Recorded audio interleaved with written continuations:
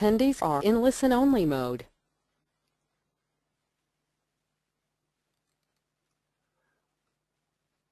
Welcome everybody to today's webinar. Enrique Becco here. I'm actually reporting, guys. I think you'll find this a little interesting.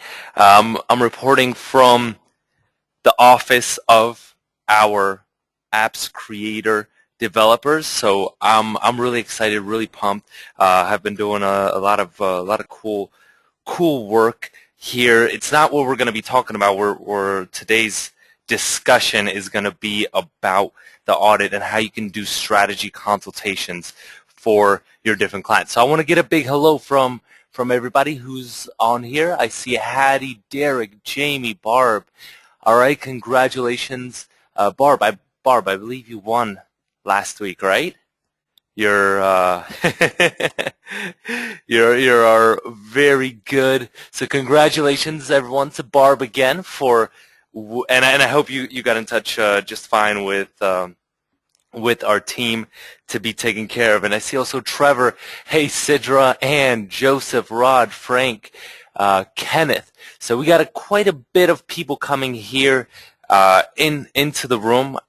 I am pretty excited. Today's going to be, we'll see. We'll see how long we go with today's session. But I'm going to teach you step by step going into the audit and the audit presentation, how you can take that audit presentation that we have left for you in the members area, take it and give a value-added presentation to your clients, pretty much completely blow them away.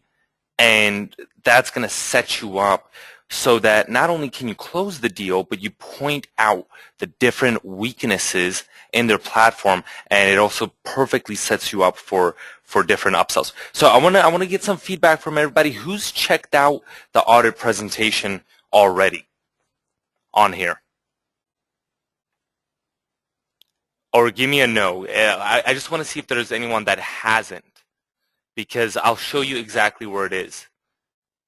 Okay, so a couple people saying they have not. So just in case you haven't, let's go to log into Mobi, and I'll show you exactly where it is. Okay, so right here, let's go. Cool. We'll go into our platform, and you basically go. You could. Once you log in, you could access it straight from here, training and support. Just jump into that, and once you do that, then go here to bonus materials and go to audit presentation, and you can see that you can download your audit presentation here, or if you go into coaching and audit training, then we have all of the specific sessions that we did around this audit. This is about a 10-hour course, and the audit presentation also here. Today's session is going to be a little bit more high level and much more focused on mobile. Everything in here in this audit training that we've already done, and that was a couple months back. I wanted to make that available for everybody, is really in depth, so feel free to reference that at any time as well. All right, that being said, I want to get some energy in the room. Who's ready to get this get started today? All right, Kenneth. So let's go into this. First, we're going to talk about setting the stage, how you can build the case a little bit. We talked about it a tiny bit last time, but to piggyback basically on last week's session, how you could set the stage, how you can leverage a couple statistics, how you can make yourself look as the expert going into that mobile audit really in depth. Audit Plus, expanding outside of mobile, going into social media as well as reputation management and SEO and things like that. But we're briefly just going to gloss over that, and then some homework so you guys don't get too bored on me and have some action steps that you could take. So All right, so how do you do an audit? And let's let's also get some feedback. Who here has done an audit previously for one of their clients based on our audit presentation? I see TR saying yes.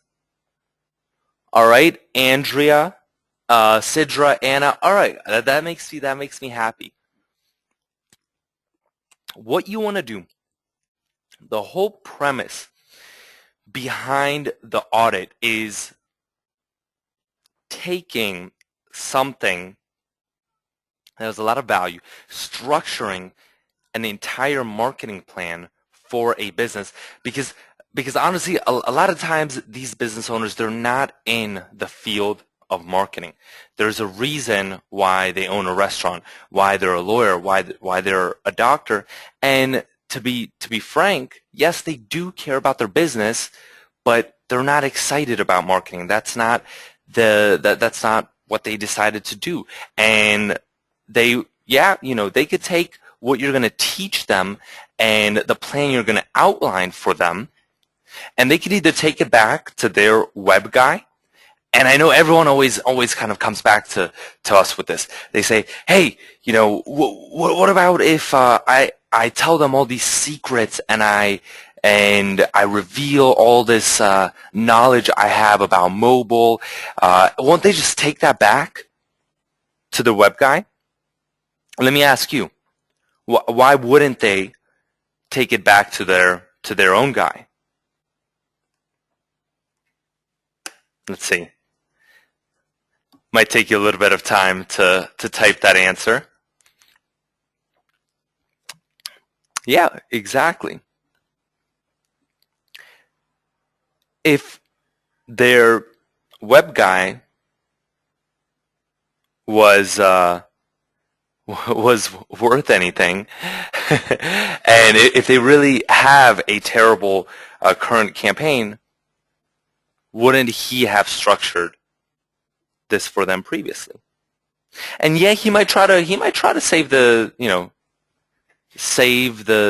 day and say, oh, hey, this stuff is not that important. If you really wanted it, I could have done it for you. But if you really blow them away with a quality that goes far beyond what they're used to, they could still take that and turn it around to someone that they already have a relationship with. But let's go through this and see why they might not want to do that. So when you go in, the way you want to structure it is always as an opportunity to get a free analysis. And we're going to go over the word free because the word free has the connotation of if something's free, it's worthless. But you want to go in, offer them an opportunity to do this consultation, and then create, and we're going to structure it. I'm going to show you exactly how to structure it to create something that's very value-adding, and you're going to craft out their strategy. So how do you make that value communicated? Because if you come in at free, if everything's free, it's worthless. It has no value, and you know it as well as I do. The things that we get for free, we start taking it for granted until we lose them. And one of the best examples that has nothing to do with marketing, but it does. In a sense, it does. You're marketing yourself, if you want to look at it that way, is relationships. All right. Someone, one side is always giving and giving and giving. The other side starts getting used to it. They start abusing it. And the only time they realize how valuable all that stuff that they were getting for free is when it's not there anymore.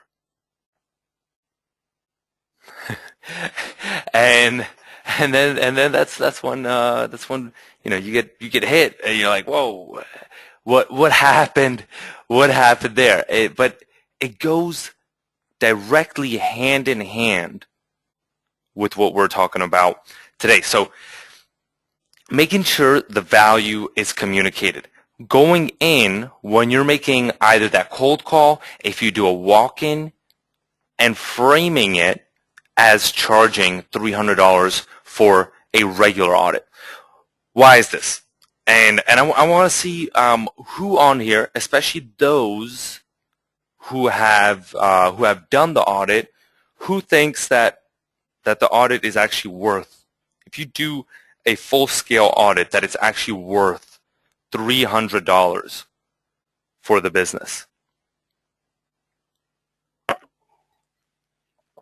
Derek says, yes, it's valuable.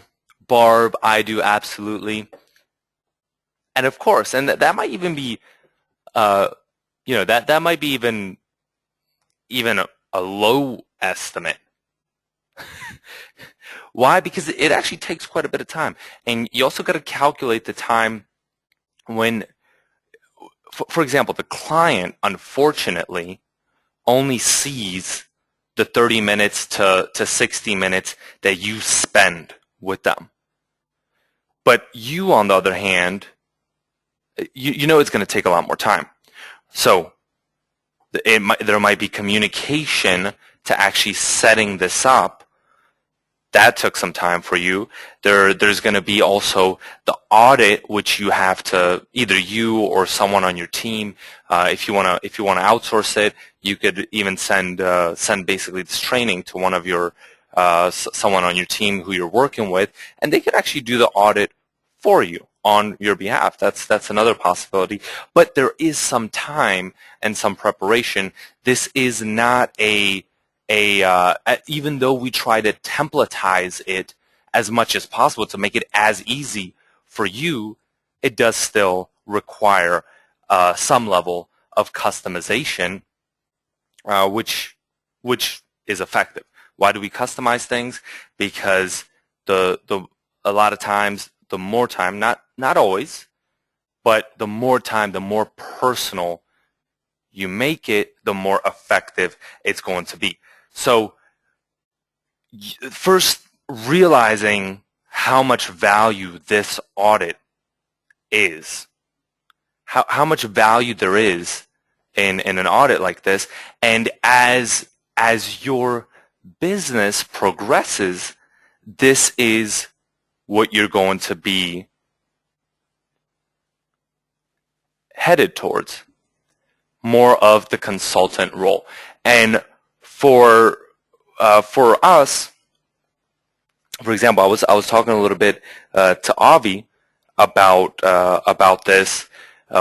One of our clients that we were talking to, he's actually taking his business, and even though Avi did a whole range of work from mobile to just regular websites, he's now trying to also move a little bit into the online space, which we have expertise in as well.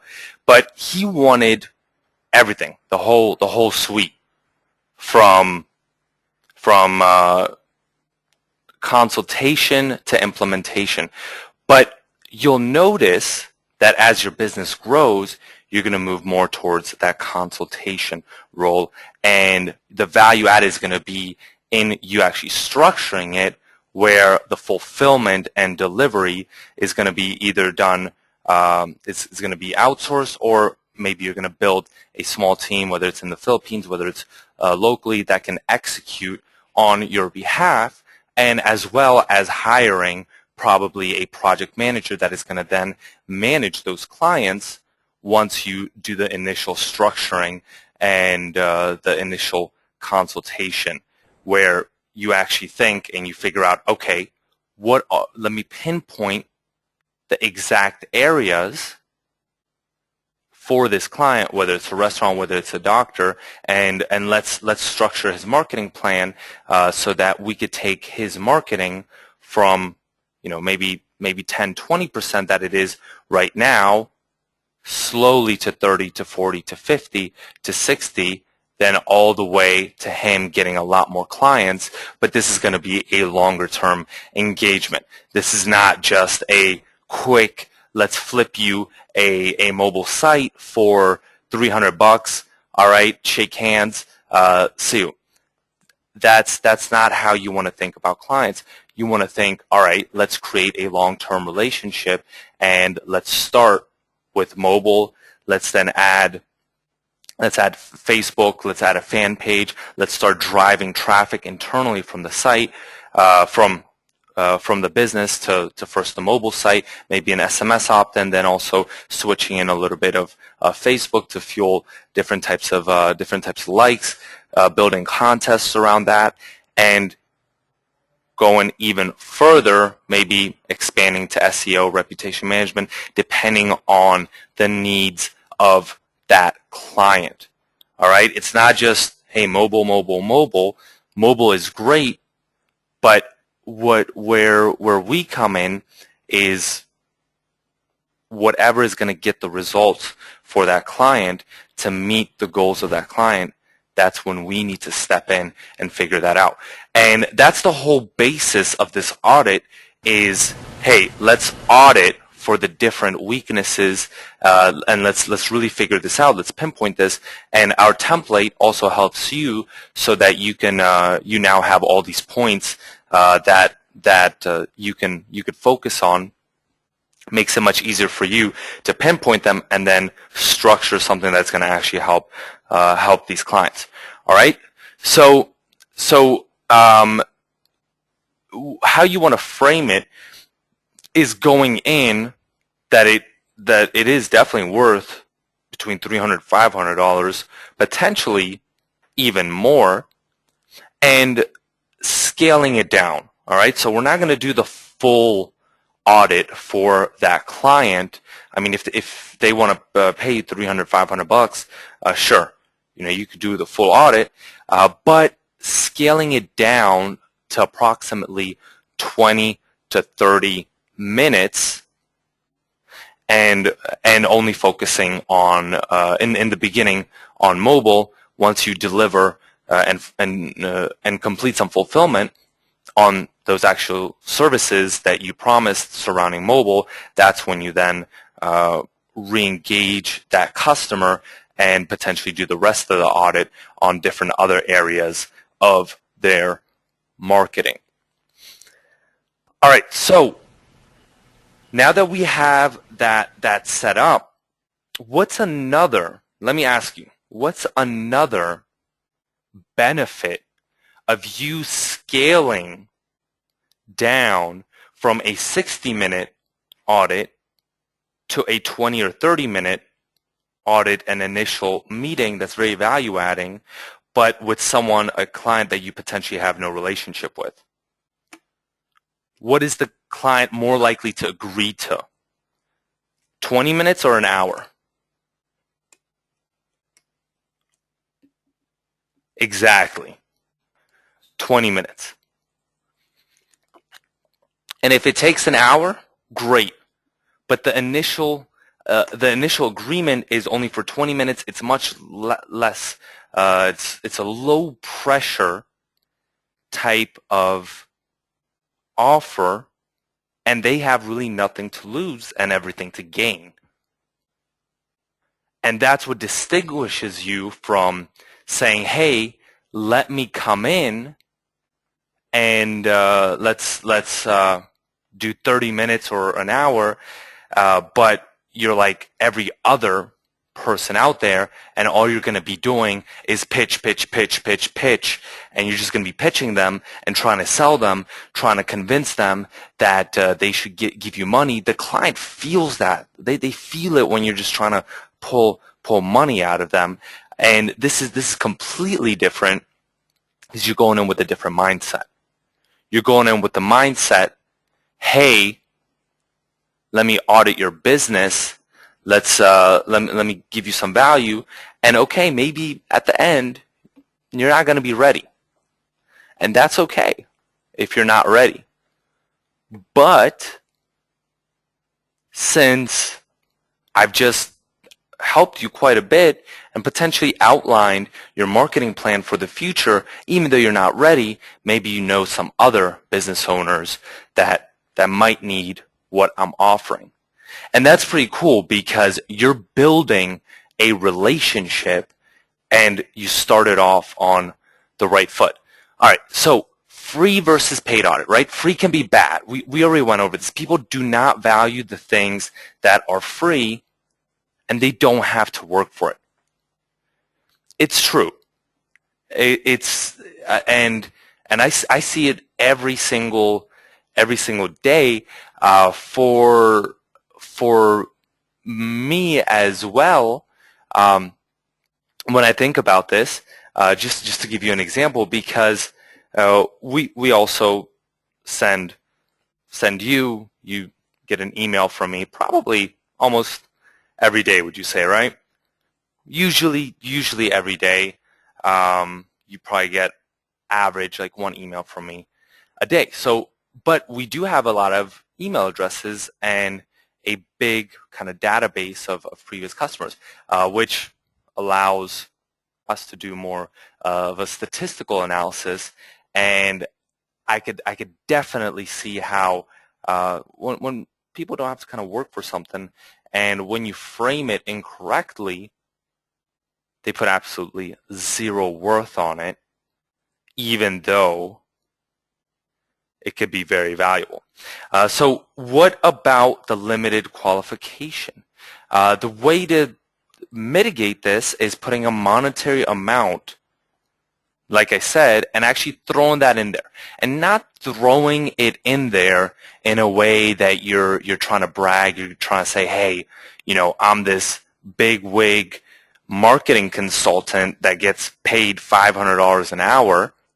All right, that's not how you want to do it. But putting it in there and just kind of sliding those words in there, just so they know, and then scaling back, kind of making a compromise. Say, hey, usually for us, we charge this for the whole thing, but since you're a new client, let's scale this back. I'm not willing to do the whole audit, but we could do a 20-minute one, and I'll pinpoint some strengths and weaknesses of your mobile platform. Now, and let me see, who here, out of the people that have done the audit, who's actually gotten paid for the audit, just for the audit, not for anything else? Have you done an actual paid audit? I know some people have. For example, one of our, I know one guy, Alejandro, he did a couple paid audits and pinpointed some strengths and weaknesses and I think he had a few clients like that. But why does the free audit work? And this goes back to Groupon. And someone says, someone told me that the audit is it's like Groupon. You're giving away this great deal. Why, as a mobile consultant, should I audit someone's business and do all of this work? Why? This is ridiculous. This is too much work, and then they're probably going to leave me. They're not going to take me on as a client. Why? Because compared to the businesses that go to Groupon for help, you have an extended sales funnel. Now, who here, when I say extended sales funnel, who understands what I mean? If you don't, please put it in the question box because I can explain it. Otherwise, okay. A couple people are saying I do not. So by extended sales funnel, what I mean is this: is you do the audit for free, right? You're kind of going in at a loss. You just lost a lot of time, you lost a lot of energy, and you haven't gotten paid at all. But you know your sales process doesn't stop with the audit. Your sales funnel is first you do a mobile site, then it turns to an SMS campaign, then also managing their Facebook, and this is the funnel. So you're funneling that business into a very long-term relationship and slowly getting that business results so that they gain also your trust, and you can funnel them into higher ticket packages, because then they gain your trust and you're also actually getting them results, so their willingness to pay also increases. All right, so that's what I mean by a sales funnel. So you're going in at a loss with the audit, and probably if you sell them a mobile site for a couple $100, you might even cut them a deal on it. It's not going to be the coolest client. It's not going to be your most profitable client.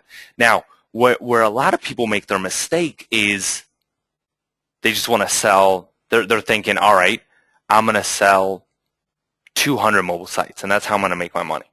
And that's a completely wrong way, wrong mindset. You want to start with the mobile site, but you want to increase to bigger packages as well.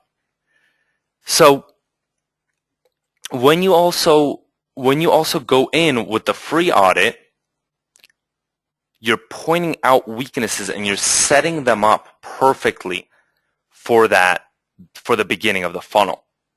And then you can come in later and do other parts of the audit presentation as well to continue to take them through that funnel. All right? Does that make sense? And I see TR saying we have 40 services beyond mobile and the apps that we offer, but the audit shows what they need. That ensures they close for something. Exactly, I love it. Thanks, TR. The other thing is when you go in with the audit, you're basically getting that time, and you're getting time to establish yourself. You bought some time to establish yourself as the authority figure, thus making them much more likely to hire you, as if you just go in and you try to sell right from the beginning, close from the beginning, and you haven't even established yourself. You haven't gained any credibility at all. All right, so another quick thing I wanted to bring up is, why wouldn't you? All right, or let's why wouldn't you want to meet with a business owner in their office? Now, this is not a hard rule, but why wouldn't you want to meet? Why would you maybe want to meet at a more neutral location? Let's see. Yup. All right. Number one, they are distracted, and you go into, for example, a lawyer's office. They might even, I don't know, they might even have, they might be getting calls. The secretary is bothering them with something that she needs ad hoc. Everyone's coming in and out, and it's complete chaos, right? That's number one. Number two, like Miles said, their office gives them control. Who's the boss in their office? Who's the boss? They are. And that's not always a good thing, because you're not necessarily coming in. You're not coming in as an employee of theirs. You're coming in as someone that you guys are both entrepreneurs, you guys are both business owners, and you're not going to work for them, but you're going to partner with them to take their business to the next level. And you're very picky with your clients because there's nothing worse, and I'll tell you this right up front, there's nothing worse than a crappy client. A client that just sucks, that doesn't want to pay you, they're not timely, and they just want to suck as much stuff out of you, and then they credit themselves. And trust me, that's not the type of client that you want, and don't be afraid to say no. Because there's just instances where you just feel it. You feel it from the beginning. This is not going to be a good relationship, and I hope that you won't be in a position, because sometimes life puts you in a position where you just can't say no if someone offers you some type of money. But I hope that you'll be in a position where you can just say next and not have to deal with that client, because there's nothing worse than a crappy client. And taking them out also for coffee and lunch is a little bit value adding for them, right? They get to relax. Maybe they would have gone out for coffee or lunch anyways, and you come in more on the level of an equal and also as a friend, saying, hey, let's catch up over lunch, and you can do the audit and the analysis and show them and talk to them about a couple of ideas there. Plus, it's lower pressure. It's not as much pressure. Both of you are more relaxed, especially if some of you, and I want to see who likes actually. Some people don't mind talking with clients. I don't mind talking with clients. I know some people hate it. They get really nervous when they go in, and whether it's a cold walk-in, that's probably the worst, or even if they have something on the line with a presentation. All right, so who gets? Jamie says, I do get nervous, but I like it, right? And I remember there was a coach way back when I was like in high school, and it was before some big game, and he's like, are you guys nervous? And everyone was like, yeah, a little bit, Well, he's like, well, that nervousness, it's not really nervousness. It's you being excited about having a possibility of winning, of having a possibility of making something cool happen. So take that feeling and embrace it a little bit. All right, what about alternatives? And the alternatives is, yeah, you can get paid for this. And if you're at that point where where you might have too much demand, and one of our coaching clients, actually, we were actually talking to him a little earlier. He's at a point where he needs to expand his team. He just doesn't have the bandwidth to service all of his clients, which puts him actually in a good position. It's a quality problem to have, because number one, he can adjust his prices. He could be very picky with his clients, but also, for example, with the audits, he can then, if he wants to filter out and see who's serious and who's not, he charges $100, $200, $300 for one of these audits, but with the caveat that, hey, if we move forward, we'll apply that $300 to your package, and if we don't, then you just take the marketing plan that I structure for you, and you could do whatever you want with it. All right? But the other thing, if you get a client that once you're at that level where you're basically filtering only for the serious ones, and the tables are kind of turned now because of referrals and things like that, people are coming to you and they're saying, hey, can you help me with my marketing? Can you help me take my business to the next level? I've heard a lot of good things about you. The tables have now turned. What happens when they pay the initial $300 that they won't get back unless they apply it to something? is that going to make them more likely to say yes because they already have an investment that they can apply to a bigger package? Not only are they more serious, but is that going to make them more likely to say yes just psychologically by already having put down that $300? And now they kind of lose it if they don't go with you, but then they get a discount on the package if they do decide to apply it.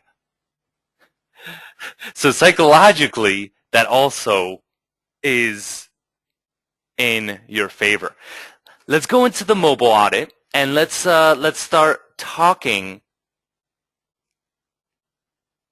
about how to build a case with some statistics. I want to say, who here has some mobile stats memorized?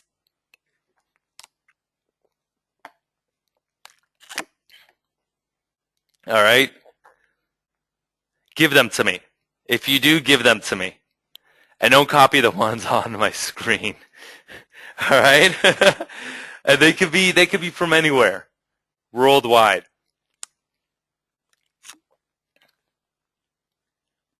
Who has a couple of them?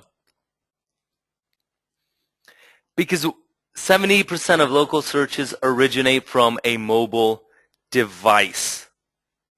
Anna, that's a good one. That's a good one. That's a really good one.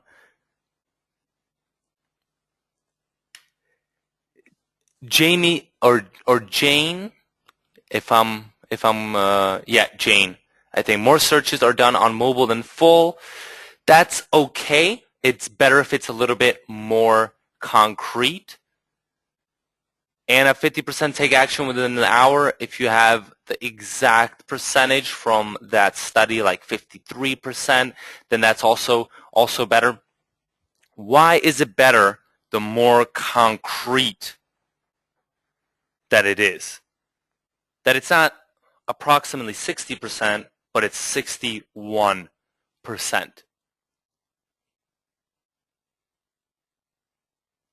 Because it's more powerful, because you're exact. You take it, and I was actually doing my back in the day, and I've learned this. I've been using this a lot, and this isn't just with what we're talking about right now. This is with everything. You just sound more intelligent if you're not that vague, if you are very concrete. And this especially applies with statistics. And back when I was still working in the corporate world, and I would always periodically do my resume, I noticed that I started getting also better results from when I submitted my resume, because I put, for example, specific numbers down. So if it was a deal that I was working on, I wouldn't say did a buy-side M&A deal to buy an oil company, analyzed a buy-side. No, I would say analyzed a $1.2 billion buy-side M&A deal, working in leading a team of 5 people, blah, blah, blah, however you want to structure it, but taking it from vague and structuring it out. It's like a story as well. If you're going to be telling a story and you can pinpoint those little details that just make you envision it, that make you see it right away, that story is going to be delivered much, much better. And so some of these statistics, and you could take these statistics, you can find your own statistics. There's hundreds of statistics out there, and the point of it is not really the actual statistic. You'll find millions of them. The point is having something in your arsenal that you can then take, and it'll help you when you're doing your presentation, when you're talking to the business owner. So whether it's 74% of U.S. consumers use location-based services on their smartphone, 46% of mobile phone users, and 46%, sorry, of mobile phone users use location-based services, or the other statistics that some people put here, as well. Text messages are looked at within 10 minutes of receiving. You could find a ton of them, and all you just have to do is go into Google and find some. All right. I have a couple more for you if you're interested. 34% have made a purchase using their mobile phone compared to only 19% in 2011. And also using that Google mobile playbook presentation. You guys should probably all have it. If not, look up Google Mobile Playbook on Google and you will find it. That's also a good resource to use with your potential clients, and I recommend you printing off 10, 20 copies and keeping it with you, whether it's in your bag, your briefcase, whatever your setup is, your car, and being able when you walk in to a client presentation, just leaving that with the business owner as a resource. Why? Because when they start reading it, even if you don't touch upon it, you just say at the end, hey, this is a cool resource that I thought might add a little bit of value, and you could see from Google themselves why mobile is so important. Google is a much bigger and established authority figure than you are, unfortunately, and maybe than we'll ever be. And even though people, I mean, maybe some people don't trust Google as well, but if they don't necessarily, if your presentation is not polished enough, if you're not exact enough, maybe if you stumble a little bit, and you just haven't sold them in general on mobile, Google will do that selling for you and build that case for you. Oh no, I accidentally clicked the hyperlink. So now it's going to pull up and it's saying not responding, so hopefully my PowerPoint doesn't. Okay, great. Let's talk a little bit about the ROI. We talked about how you could use the Google Keyword Tool to show the traffic split between mobile and desktop. If you need to look at that again, reference last week's session and how you could print that off as well when you take it in to say business.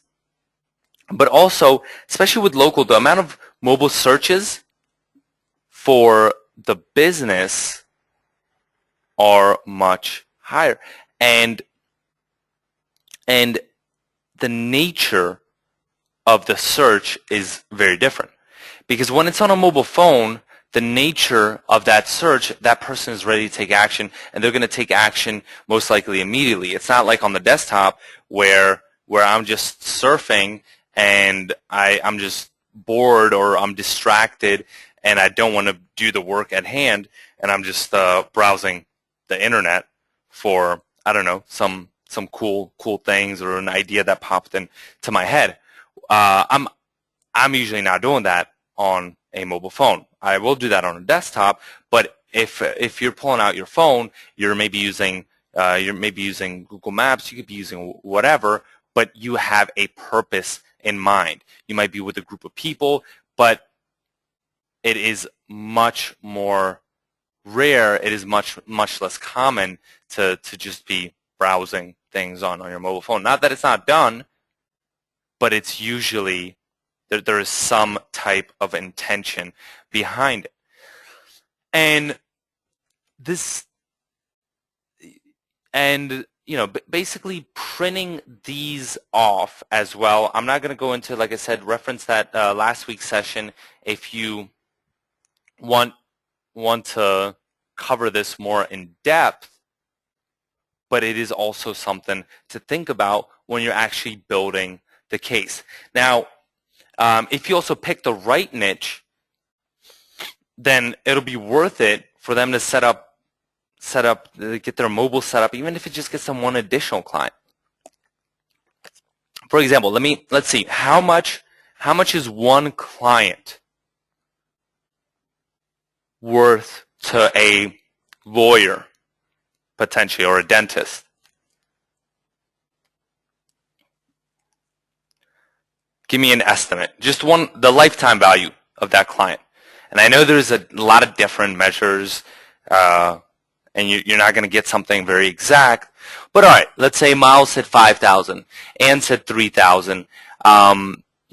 That's it could be a little bit more. But what I'm trying to get at is, and Barb said 6,000. Exactly. Jane said thousands. And, if someone, just because they're doing a search, they got into an accident, for example, they need a lawyer right then and there, you establish how much of the traffic is done via mobile versus desktop. You actually show them hard numbers. If it gets them one client, is it worth it to them? To set up a site that might just be a couple $100.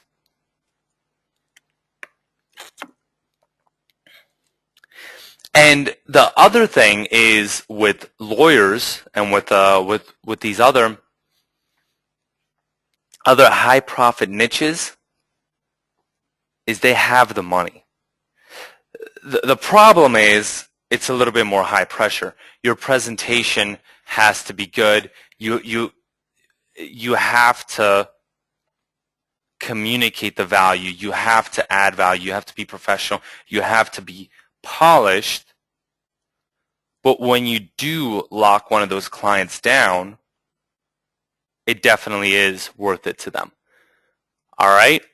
Now, what about pricing? All right, if you're going to be doing landing pages, and this is just the beginning, this is just to get the foot in the door, these are some kind of prices, and I did put also a price sheet in the members area that you can look at as well. All right, so how does the audit work? And I know a couple people said they had a chance to check it out. A couple other people said they didn't. And the way that we set it up, and this was basically, it was based on need, because yeah, I can create a presentation for every single client, and I could sit down and I could say, all right, let's map this presentation out. It's going to take me 5 hours, and I'm going to do this, and what about mobile? What about social media? And maybe I'll put a screenshot here. I'll put a screenshot there.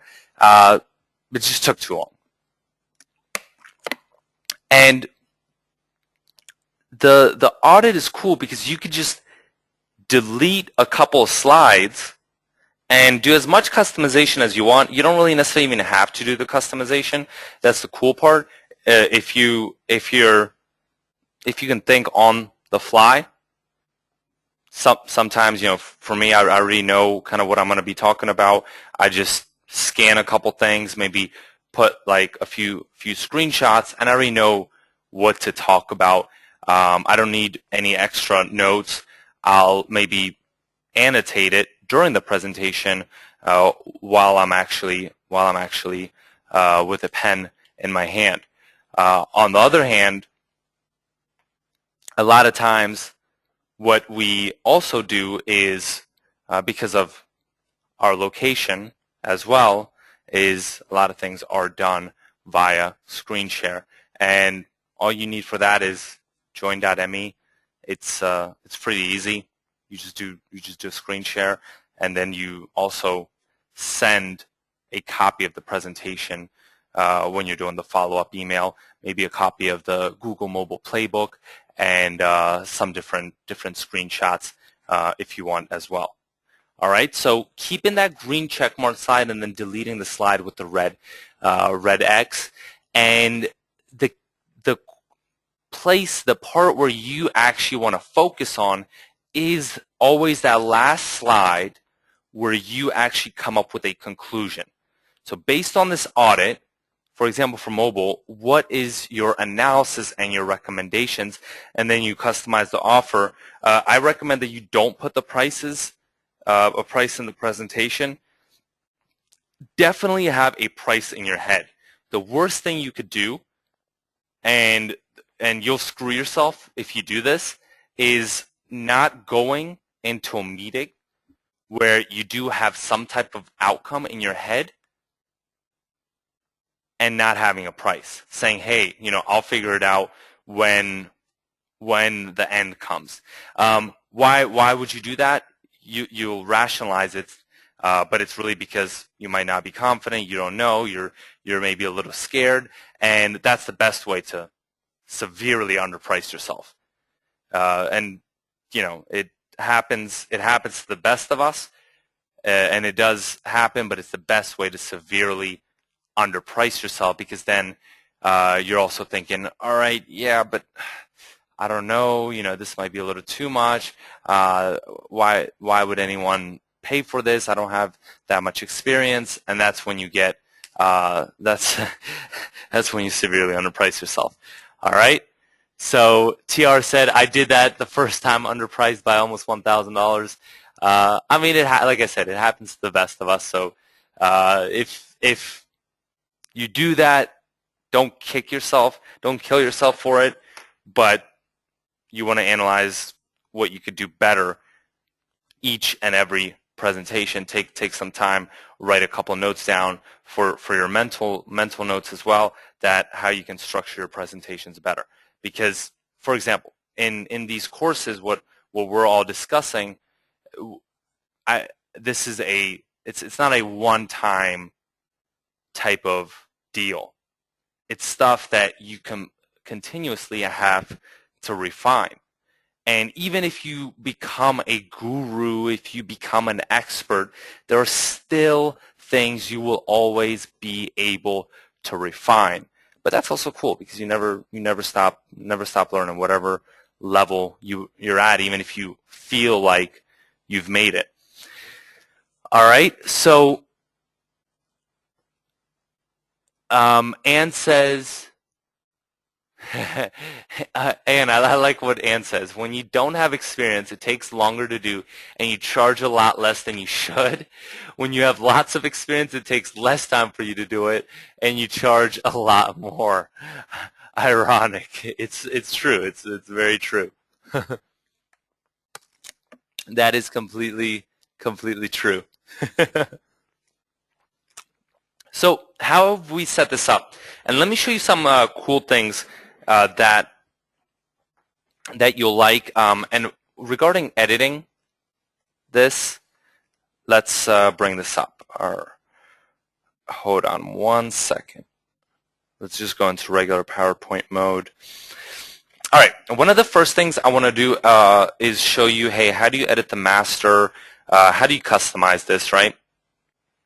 So if you go where is master? View. If you go to view on PowerPoint and you go to slide master, you will notice that you can edit this. If you go to the first one up here, you can edit, for example, the company name.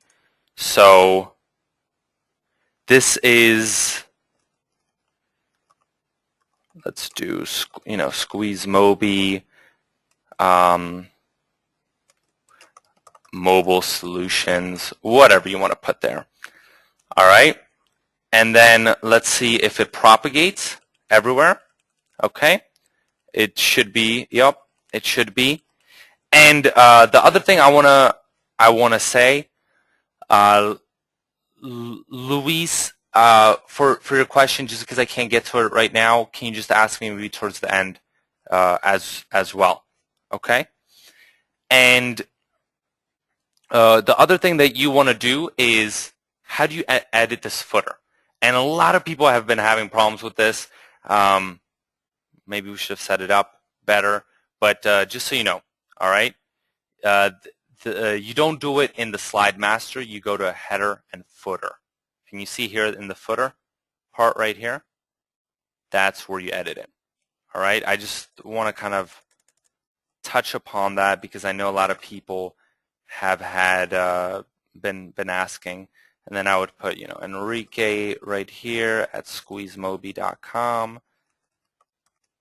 and I'll probably just, let's delete the rest of this. All right, and then just apply to all, and we have we have it on some of the slides. Let me see why that did not propagate to all of them. Let me look at that. All right, so that's how you okay. It says don't show on title slide. All right. If you uncheck that, now it should be on all of them. All right? So that's how you do the first one. Obviously right here, client name. Let's do Novus Financial. That's one of Avi's clients. And if you go in here, you start off with the web design audit. How does the web design audit work? So the web design one is kind of the fundamental one. And I see Miles said presentation is spelled incorrectly. Let's see.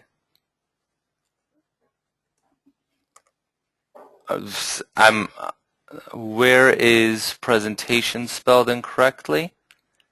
Which slide? Oh, presentation.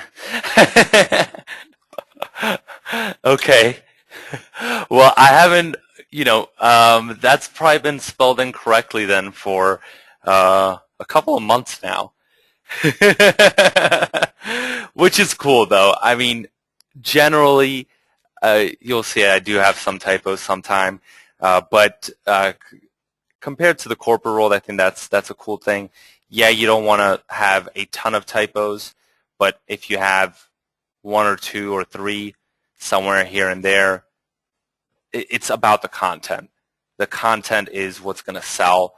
It's not going to be a typo, which is kind of cool because in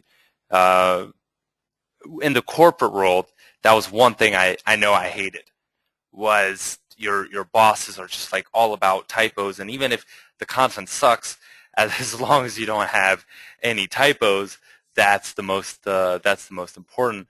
And I like to focus on the content. But thank you for picking that up, guys. All right. I'll have to fire my secretary for letting that slip through. So let's go into the web design audit, and basically it offers a foundation. So you want to check for, do they have a website? That's the first thing.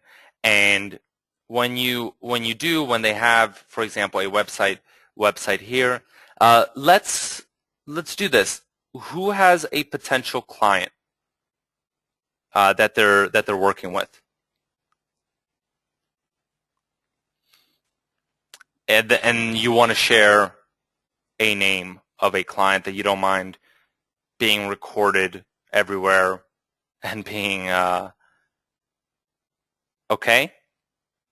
I see Joseph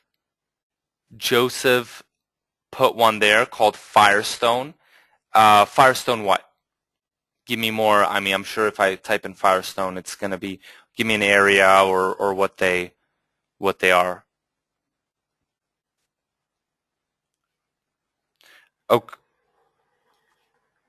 Okay, Firestone Tires, is that an actual client of yours? Let's see. Because Firestone Tires are quite, I'm talking about an actual client.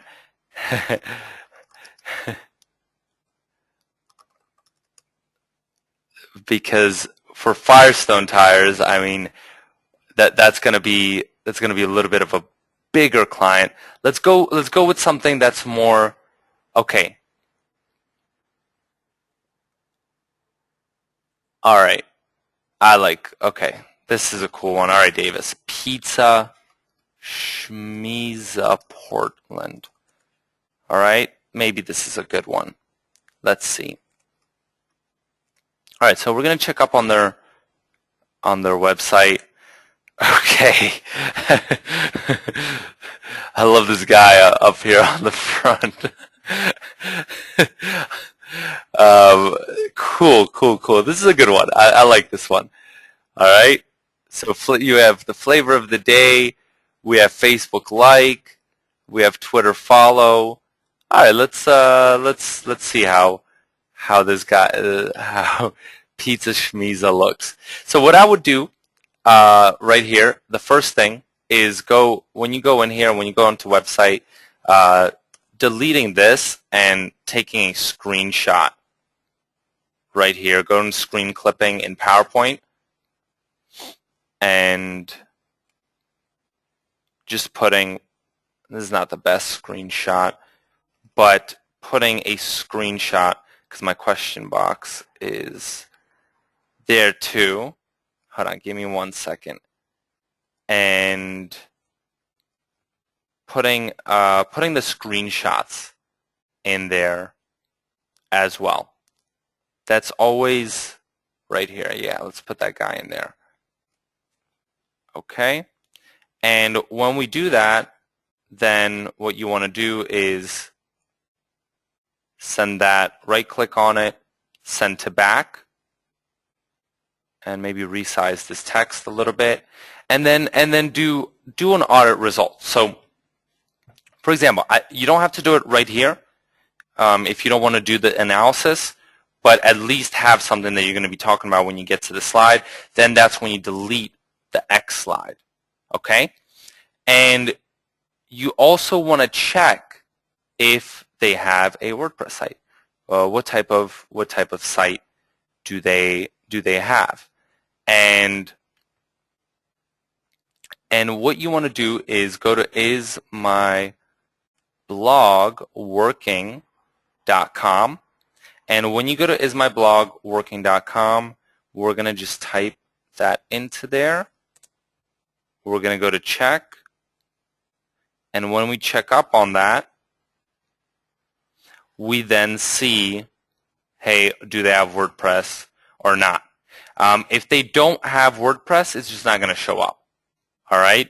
So it's not going to show up. If they did, then it's going to show up what type of version they have.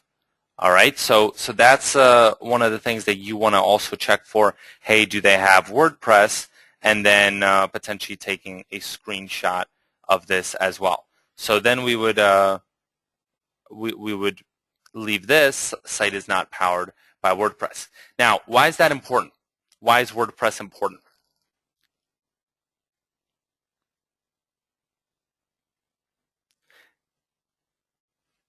Who knows why WordPress is important? It's important it's important for a lot of reasons, and a lot of people want to know, hey, what is this? Okay. Let me send this to everybody.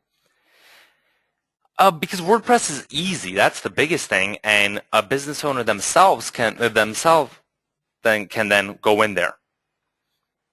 Like Jane said, for updates, blogs, activity, easy, perfect. That's why WordPress is cool. Plus, you could have freaking awesome themes that you get yourself, that you just buy and you use with a local client. And who gets credit for one of those themes? When you use someone else's theme and you're the one that implements it, who gets the credit? You do, right? So what you could do as well for this slide number 6, if you have like a theme, a restaurant theme or a pizza theme, you throw it in here as well. All right? And you want to also look at actively managed. Just check, hey, is everything there? All right? Is everything there? Are the locations, let's see, are the locations, yeah, that's okay. We see all these locations, cool. We see the menu, okay, cool. Is it actively managed? More important, also accessibility and usability. How easy is it to find the location? Is everything on here? And the analogy I like to make is like an elevator, right? If you walk in, a website is kind of like an elevator. If you walk into the elevator and suddenly the buttons in order to go to a different floor are on the ceiling, what are you going to think? And it's like that with a website as well. You know, there are just standard practices and standard things that are kind of commonplace right now that you need to kind of think about it that way as well. Now let's move on. Let's just run through this real quick. And at the end of that, you wanna, if this is a really basic client, they don't even have WordPress, this is where you're gonna start. Even though mobile is hot, this is where you're gonna start. And if you don't wanna, if you just wanna go responsive, I recommend that you build a separate site for them. If you want to go responsive, then you can kind of combine the two and find a theme that's incorporates responsive design. I recommend you create a separate website for them. Okay. But this is where I like to say where the amateurs are separated from the professionals. Yes, now you pinpointed all these things that are wrong with their website, and you also came up with ideas, like, for example, a theme that they could potentially use, where you could kind of change a couple of things. And this is where you put the analysis. So you would say, okay, website present, but not powered by WordPress, unclean design. And of course you want to make this a little better, but I'm just doing it right here on the fly. And then recommendations, create, redo design, and implement a clean restaurant WordPress theme, okay? And maybe do a couple, one or two other recommendations, keeping it to between 2 and 3. And after that, that's when you go into the mobile audit. And during the mobile audit, one of the first things I want to say regarding a landing page and a full-blown mobile site, who knows the difference between a landing page and a full-blown mobile site? Or who doesn't? Give me a yes or no.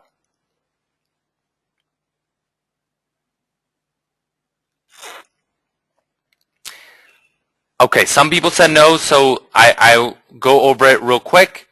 A landing page, like someone said, Deborah, I think, a landing page has a strong call to action. All right, so this is a mobile site is a full-blown site. It has 5 pages. A landing page is just a quick one-pager. And sometimes a business may want to just have a landing page if they don't want to have a full-blown site. At the bottom, there's a link to the unmobile optimized site. And the landing page just has like a make a reservation here and call us, and has a tap to call button, has like either an SMS number capture field or an email capture field. But they didn't want to maybe invest in that full-blown site where it has all the 5 pages and everything that comes along with it. So all they wanted was a quick landing page. Okay? And Jim is asking, is any non-WordPress site unclean? Jim, no, not at all. It doesn't have to be WordPress, but it can be WordPress, and that's kind of up for you to decide and you to judge. But a lot of these older types of designs, Jim, just wondering how to define clean. It's not really something you would define. It's one of those feelings, It's a little subjective. It's kind of like how do you define something that's beautiful? It's a little bit subjective, but there are a couple things that I could I guess, potentially pinpoint. If you want to reference that and if you want to go into the web design audit more in depth, I did that session, just like probably a 1 or 2 hour session in the members area under the audit. Okay?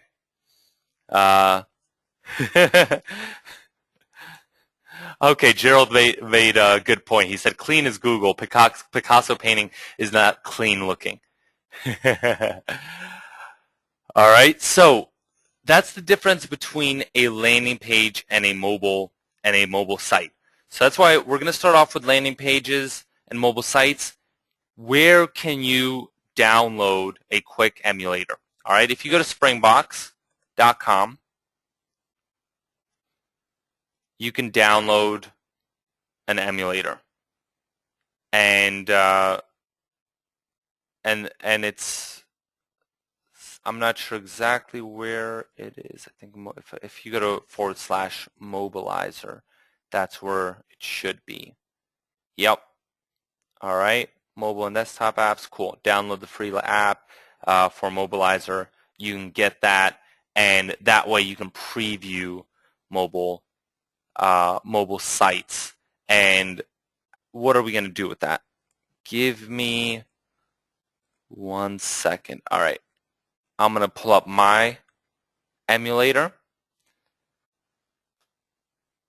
and people want a link to Mobilizer. Okay, right here. Cool. Mine is still loading. I don't know why. Maybe I'll need to use the different one.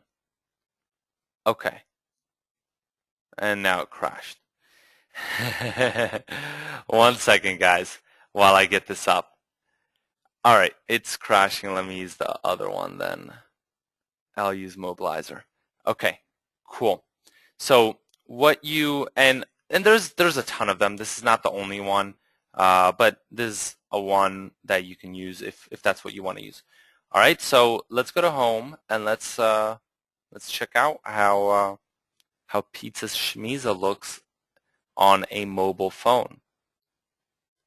Let's copy and paste, and let's put that in here, and then we're gonna open one of these phones. You just click here on phones, go to open, and put maybe the iPhone there, whatever you want to put there, and then just click enter, and we're gonna preview how this looks. All right, so that looks pretty horrific. Let's wait until, yes, that's okay. All right. It's pretty much, there is no redirect script or anything. It's just a regular site. And so I want to ask, do you see how this is not user-friendly when you're looking up for your local pizza place, right? And you hit on Pizza Schmiza. So how do I actually? Yep, the client will go to the competition. What am I going to do? I'm going to right-click on it, and I'm going to export as PNG, and then I'm going to probably just drop it in on my, let's do pizza. All right, I'll just save that and export it as a PNG. And once I export it, then I'll just drag and drop it from my desktop. 1 second. All right, into my presentation. Now I have too many browsers here. All right, 1 second. And I'll just drag and drop it into here. All right, cool. And now I have my mobile phone and how Pizza Schmiza looks in my presentation. I'll resize it. And rather than having this phone right here, let's actually put it on the next slide. Then then I'm just going to switch it in right here, right? X, delete that, paste that in there, put it right at the X, and just send to back. All right, and now I have that there. And if I want to do also something, then what I would do is put one of our pizza templates side by side. And I'll probably just delete the landing page slides and just leave this one here for the mobile site. And so I'll have a side by side with one of our templates, or I could also put in their competition there as well. So that's another option. All right. What about SMS campaigns? Obviously, the thing with mobile is if they don't have a mobile site, they're probably not going to have anything at all. So automatically, everything from here on is almost going to be a no. And here we can also put a traffic statistic and Google keyword tool screenshots. That's also a good one to put right at the mobile site one, because you're building the case with those screenshots that we went over in last session, and then you're selling them on the mobile site. So SMS campaigns, you then go into SMS campaigns. Structure why a potential SMS campaign is important. How the open rates of SMS campaigns and of just text messages as well. We're going to delete that as well, leave them with an X, and then start with things like email marketing. Why do we put email marketing here? Because regarding the landing pages, the landing page can also have an email capture that you can then integrate with one of your whatever autoresponder you're using. And the great thing, and that's why email marketing as well can go here, or you can just put it with your regular web design audit as well, depending on what you want. Now, one thing I want to point out is, what about this email marketing software? Who has used Aweber or GetResponse?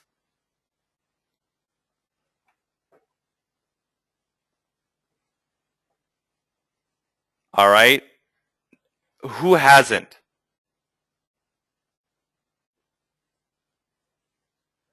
If you haven't, that's all right. Some people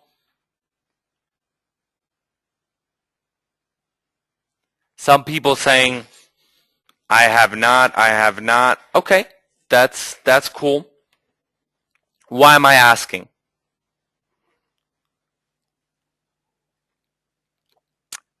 Avi once had a client. Get this. All right, this is gonna make you laugh. I hope a little bit.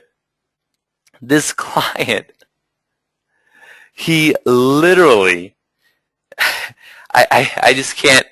I just don't know just don't know how to say this, but he literally had an opt-in form, and these emails would go directly to his email, and he would then manually collect these email addresses and blind copy them from their Gmail account. Now, from his Gmail account. Now, it's just horrific. It just, I don't know what to say more. And why is that? Maybe for you might not see how bad that is. But like Deborah said, canned spam. There's no way to unsubscribe, really. Another thing as well, there is also if someone kind of like blacklists him with Google or with the Gmail, then and just calls it spam, then basically what ends up happening is the deliverability of his emails is going to tank. Okay, that's another thing. Number 3, it's not automated. You can't do the cool things you could do with GetResponse with Aweber, and all those things. All right, and plus it looks unprofessional as well, like Andrea said. So just something that you may wanna think about if your client, when you see an opt-in form on the site, when you're doing this background research, this audit, then try it out, test it out. All right, and if you don't automatically get some type of response or some type of confirmation that you opted in to some type of list, there's a good chance that they are just doing this by themselves. All right, so let's move on. Discounts. How are they incentivizing their campaign? So for example, for this pizza place, do they have anything in store that incentivizes their customers to get on their SMS list? I mean, they don't have an SMS list. They don't even have a mobile site. So of course they're not incentivizing people to get on their SMS list. But why is this put there? All right. The good thing is you want to keep the slide in there because it then allows you to touch upon and talk about how you will structure their SMS campaign.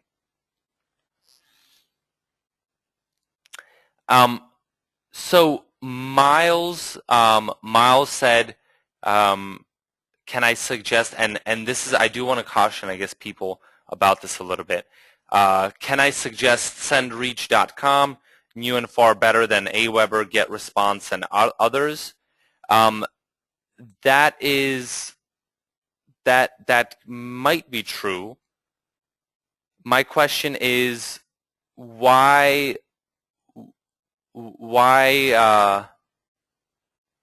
don't more people use kind of Linux and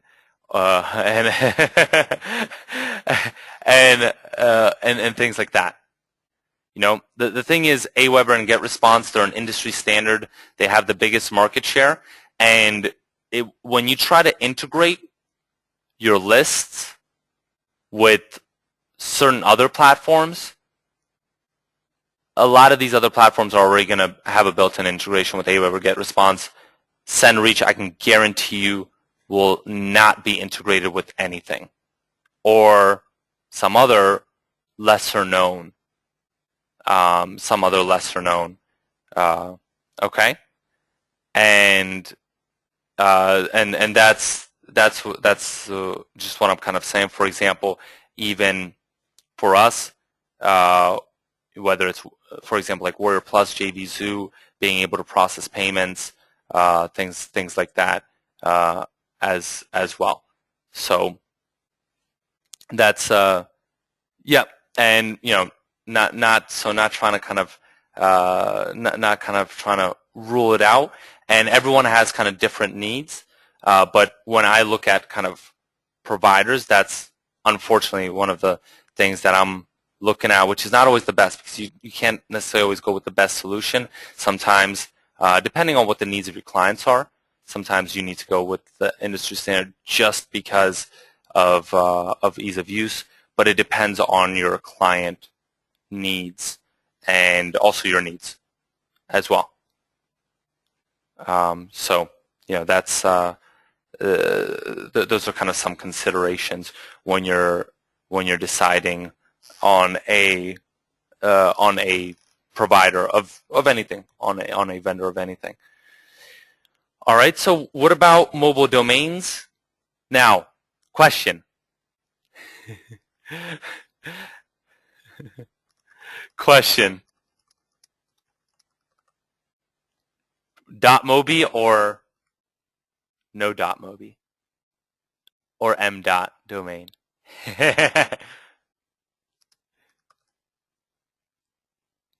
Let's see. Exactly. TR is right. It doesn't matter. All right. It doesn't matter at all.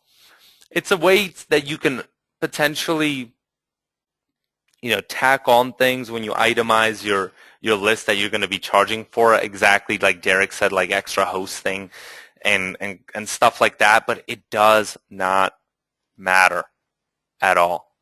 The reason that you potentially want to do this is regarding like .mobi is for branding purposes.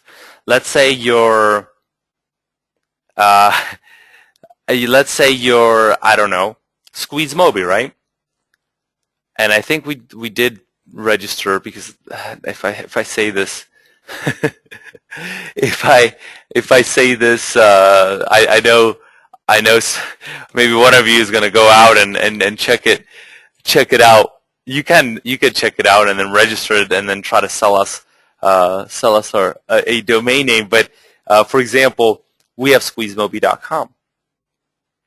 For branding purposes, let's say a competitor just pops up and had Squeeze.mobi.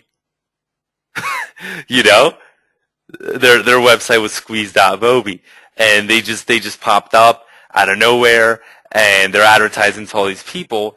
So for branding, those branding purposes, you might just want to snatch up those domain names. All right, but otherwise it doesn't really matter. Redirect script. We have with a lot of our products a redirect script. The other thing, for example, our platform includes a redirect script as well. Once again, one more thing to itemize on when you're going to be billing and submitting an invoice as well to your clients, so that they realize that all the work that also goes behind it. Okay? And Jane asks, if you use .mobi or m. Do you need a redirect script? Great question. Jane, yes you do, right? Because the redirect script, how does it work? If someone, let's say someone goes to Shmiza, let me see, what's this, Pizza Shmiza, right? Shmiza.com. All right, and then the mobile version is m.shmiza.com. When someone hits shmiza.com from a mobile phone, the redirect script needs to start working and basically redirect them to m.shmiza.com, which is the mobile version of the site. And how does the redirect script work? It basically figures out, okay, based on the dimensions of the platform, of the dimensions of whatever you're using, it detects that you're using a mobile phone, you're using an iPad, whatever, and once it detects that, it says, okay, this person then needs to be redirected to this site, and you get redirected to the mobile version if you're that customer. All right? Does that make sense? Now, next thing.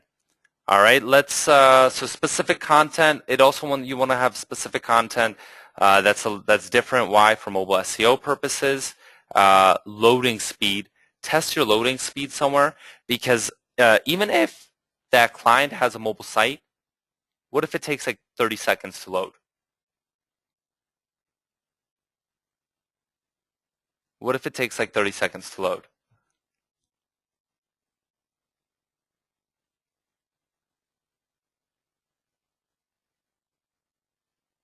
Exactly, they're gone. Even if it's a mobile site, they're gone. Like, come on, it's 30 freaking seconds. It's a long time. And QR codes. When I talk about QR codes, the reason I'm talking about QR codes is leveraging QR codes just for in-store flyers and things like that. For example, for this pizza place, because then not only do you want to have, for example, the short code there with the keyword, but you also want to have the QR code that when you scan that QR code, it automatically pre-populates that number into the phone along with the keyword, and basically you get opted in to that SMS list. It's just another thing that you can add to your arsenal, and you're pinpointing all these things that'll help you at the end structure what you want for the client. What about mobile apps? What about mobile apps? What are we going to do? What can we do? What type of mobile app can you create for what type of mobile apps can you create for this pizza schmiza? Let's see. Yes, I am talking about native apps. Yep. Exactly. Ordering. Also, yep. Also the menu. Exactly. And there we have a menu here.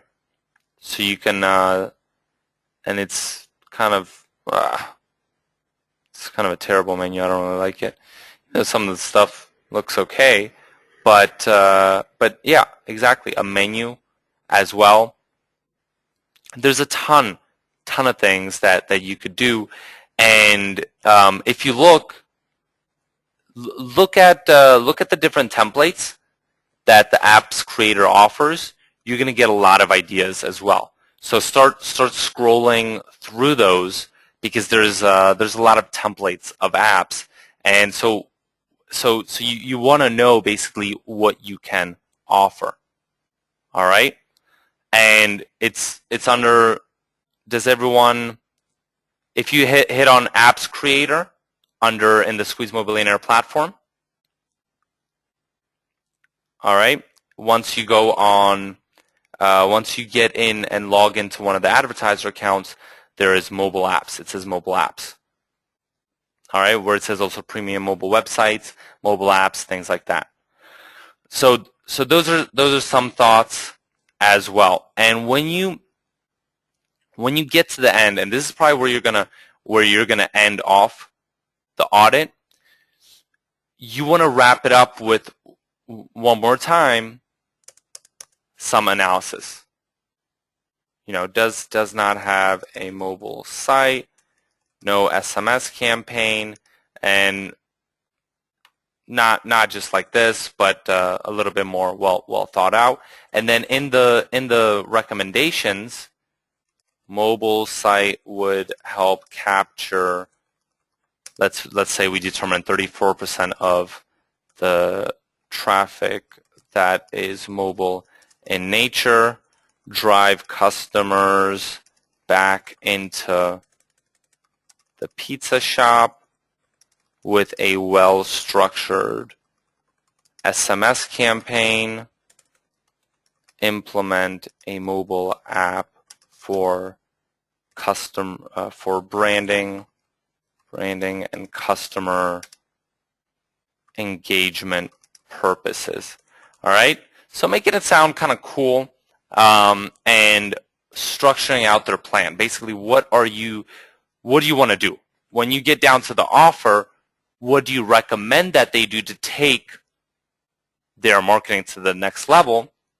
And thus, by putting these recommendations, it sets you up perfectly for when you then actually offer them, all right, now that we discussed this, I'm going to give you my offer, and what are we going to work on together? And maybe you just start, even though you do all these recommendations right here, maybe after the first presentation, you're only going to do the mobile site. So you have 3 recommendations, right? But that client doesn't have your trust yet. You want to get your foot in the door.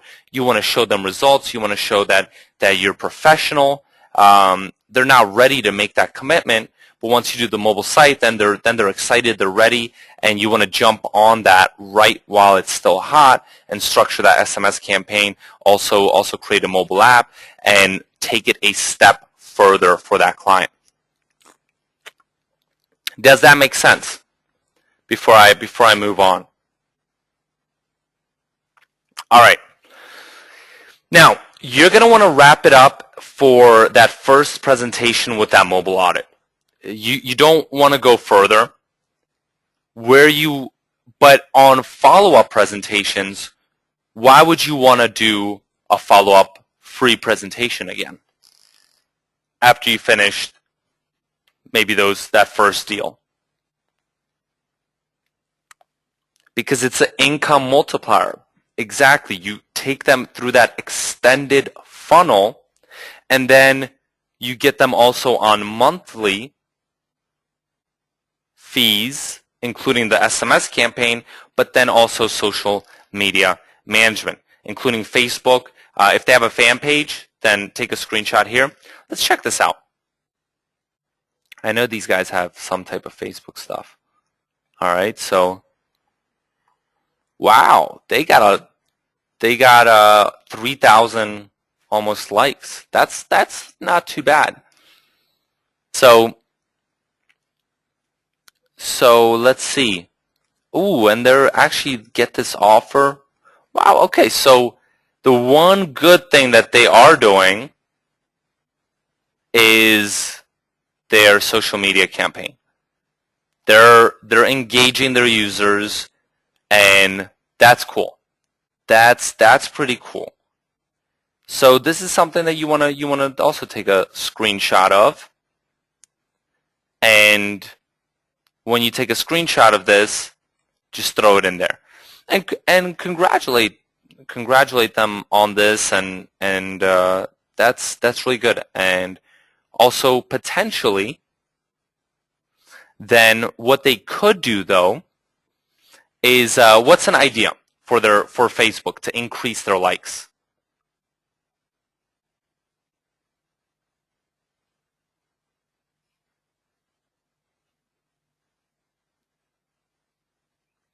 Exactly. Ken Mon said it correctly. Fangate, Fangate, Fangate, Fangate.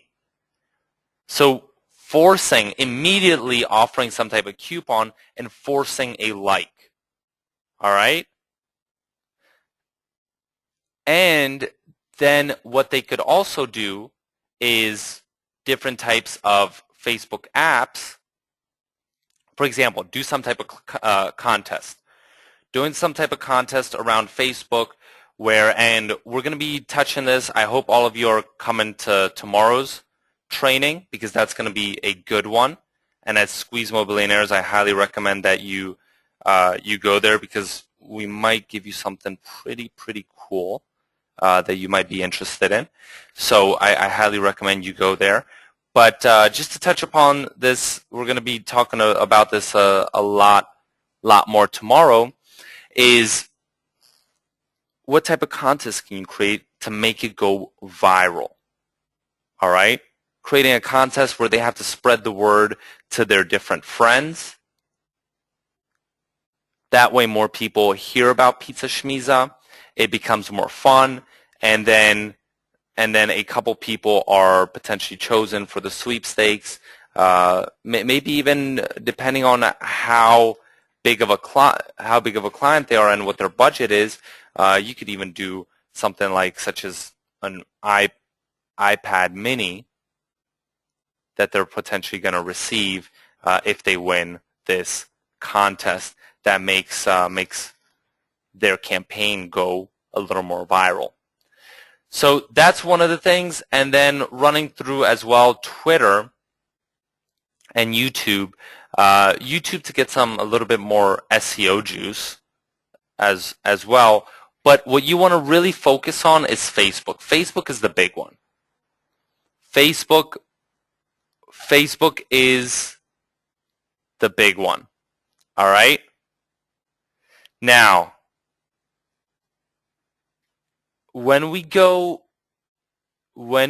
also talk about social media, what about the link between mobile and social media?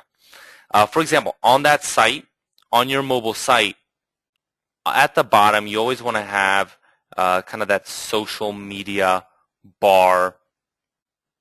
We have Facebook, LinkedIn, whatever types of connections they have with social media, you want to make sure that's connected as well to their mobile site.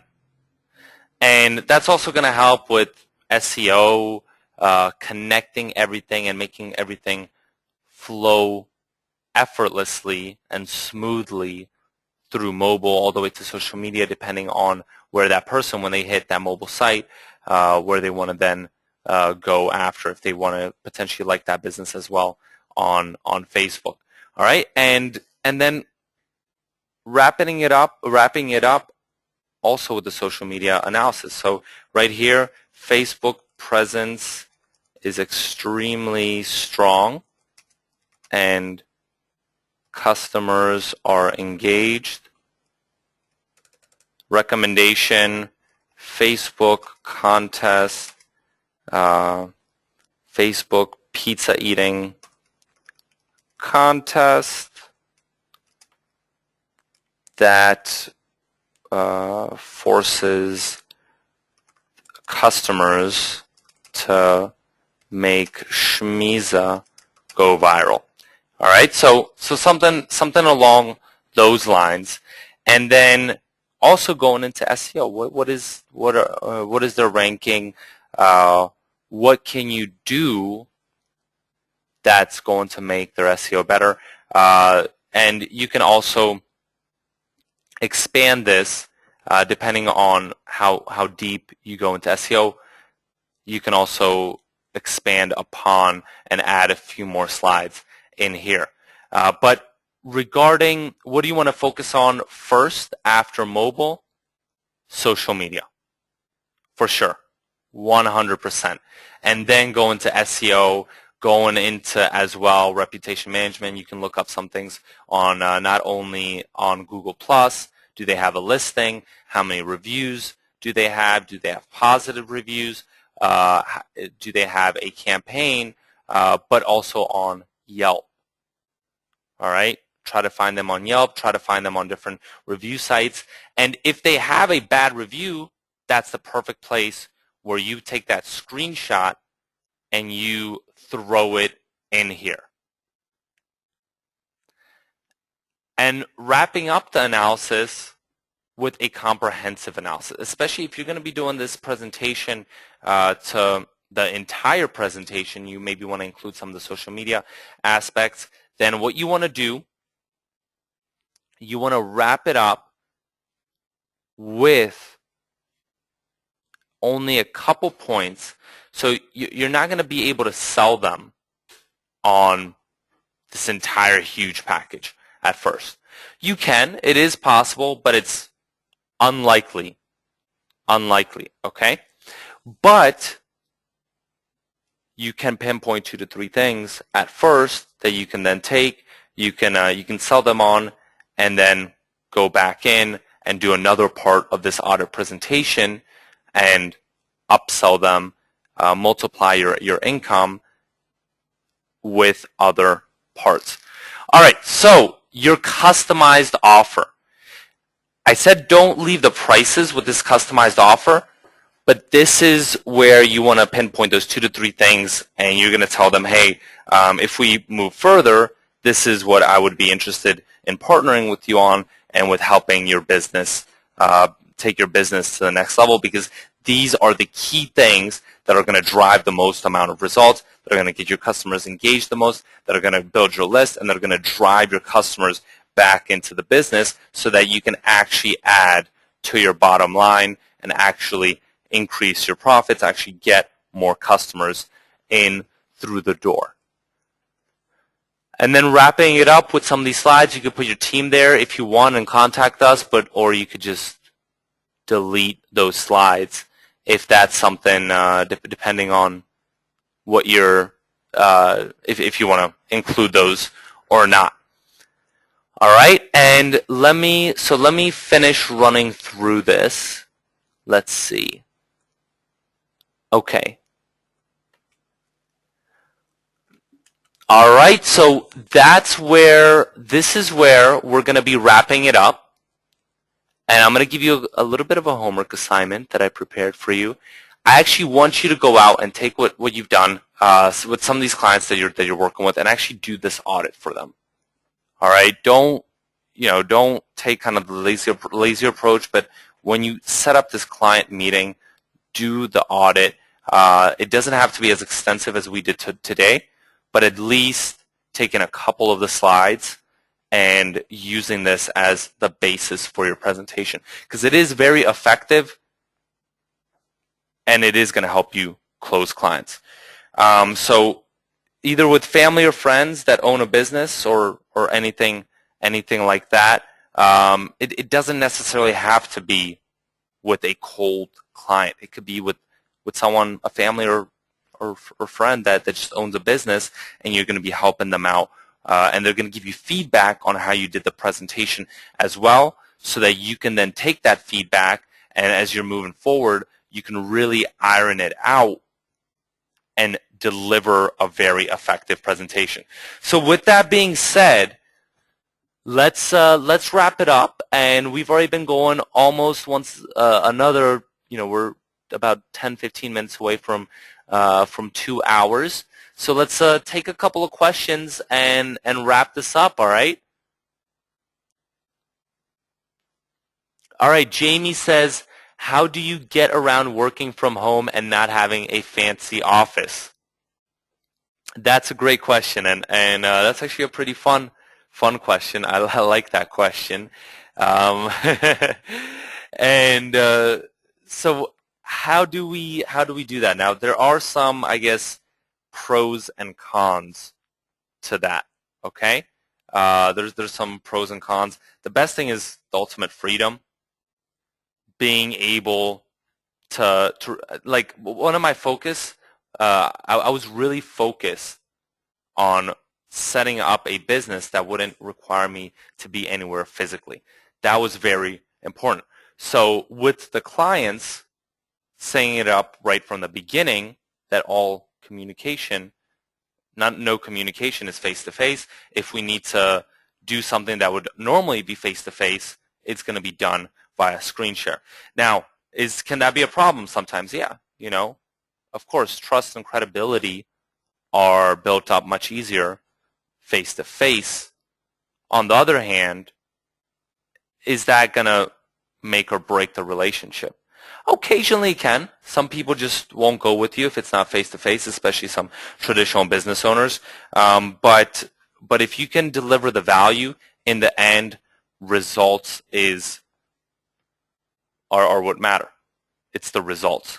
But there are some, so I love the flexibility, being able to travel. Like I said, right now I'm in Moldova, which is really cool. I went to a couple other places this year. If you guys remember, I was doing a couple presentations from Brazil. Just honestly, I mean, whether it's clients, whether it's the online portion of the business, it's cool when you set up something that offers you the flexibility of just having your laptop. Now, what are some of the difficulties? Well, managing people is, of course, also easier. A lot of times, face-to-face, it's just easier to keep kind of the team together when they're all in one place. When you have that team environment, when you're working together, if it's, for example, late at night and you see other people across from you and you guys all have that same goal, you feel that energy. So that's one kind of cool thing, and one thing that maybe sometimes I miss a little bit, because I did enjoy that a tiny bit. So that's one thing. The other thing is sometimes even for myself, it's a little more motivational if I were to have some type of physical office. You feed off that energy as well of working on one goal together. Okay, so those are a couple things, and let's see.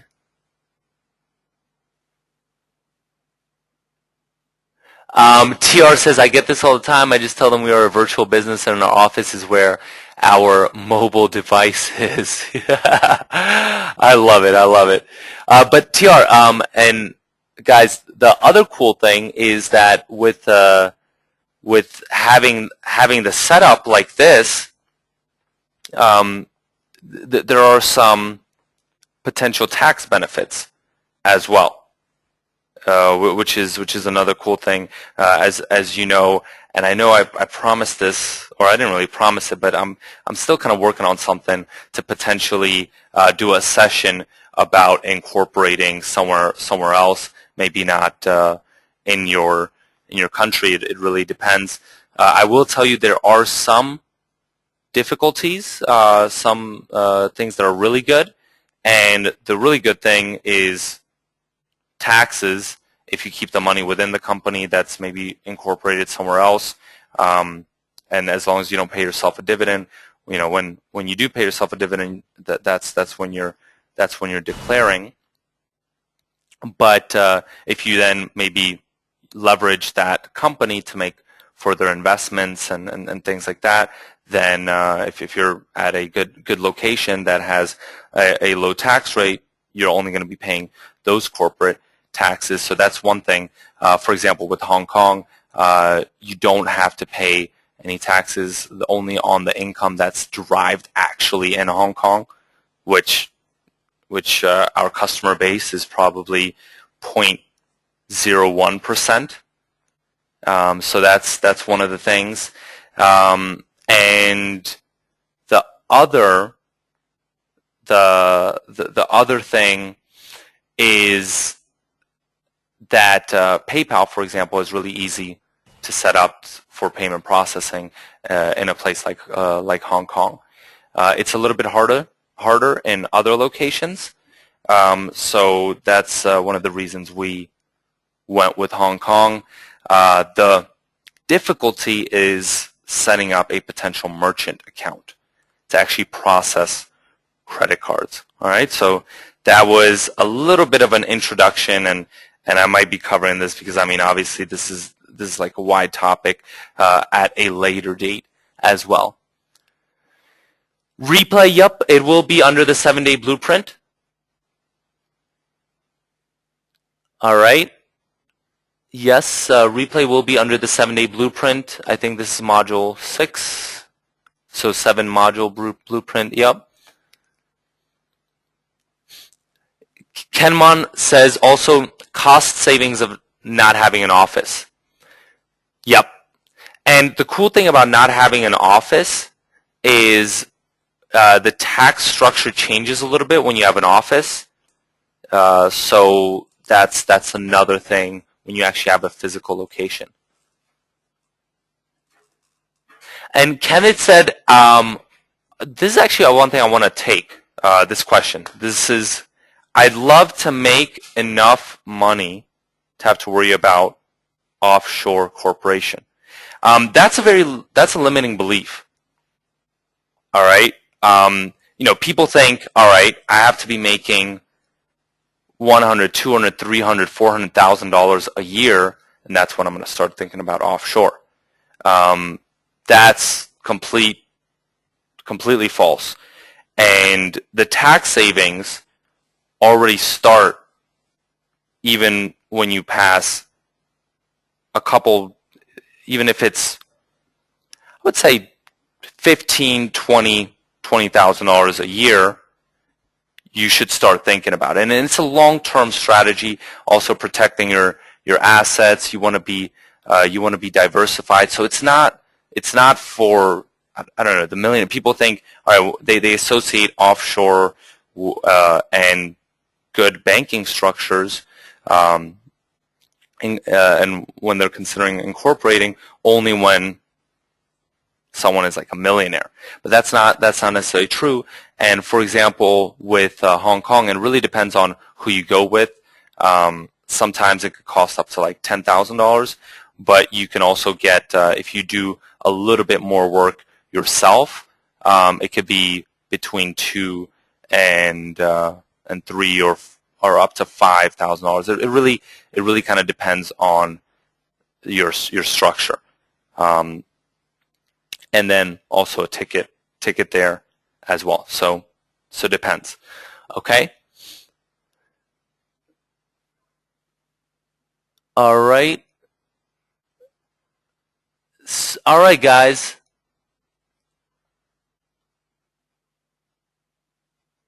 Deborah said, oh, that's a good one. I worked 5 years as an online business broker. It's important to set up your business as if you will sell it at some point down the road and organizing it correctly from the beginning. And that's also, Hong Kong is pretty credible. I mean, if you go there, it's a very financially stable area regarding potentially selling a business in the future. Whereas, I don't know, if you talk about BVI, British Virgin Islands, Seychelles, places like that, if you're going to be selling the business, there might be a little bit, a tiny bit. I mean, it really depends on what your kind of goals are long term. But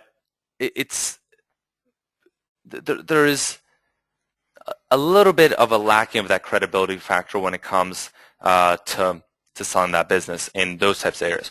Why is that? Because of the accounting requirements, and Hong Kong requires pretty kind of legit accounting, which then allows when someone's analyzing that business, and like I mentioned, I think to a lot of people, I worked in finance, so this is what I was doing was analyzing and putting together different types of acquisitions is so you can have audited financial statements, and you can then figure out, hey, what is that business actually making that I'm going to be acquiring, and how can I project these financials so that I can really then kind of discount all these cash flows, add up all these cash flows, really make a kind of, I don't want to say reliable, because financial projections are never reliable. Anyone that tells you that they are is lying, especially in this type of business that we're